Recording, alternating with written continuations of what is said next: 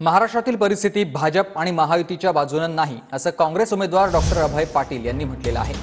अबकी बार 400 पारचे हे वाटतं तितकं सोपं नाहीये अशी टीका देखील अभय पाटलांनी केली आहे। इंडियाला आता 240 ते 250 जागा मिळू शकतात असा विश्वास देखील अभय पाटील यांनी व्यक्त केला।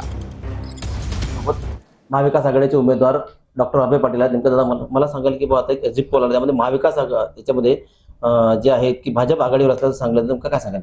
निश्चित मला असंही वाटतं की यावेळेस जर ग्राउंड रियालिटी पाहिली तर निश्चित महाराष्ट्राची जी परिस्थिती आहे इतकी काही बीजेपीच्या किंवा त्यांच्या सहकारी पक्षांच्या फेवरमध्ये नाही, महाविकास आघाडीच्या निश्चित फेवरमध्ये दिसते। अकोल्यात जर तुम्ही ग्राउंड रियालिटी पाहिली तर एक्झिट पोल काय असतो की एक सॅम्पल सर्वे असतो।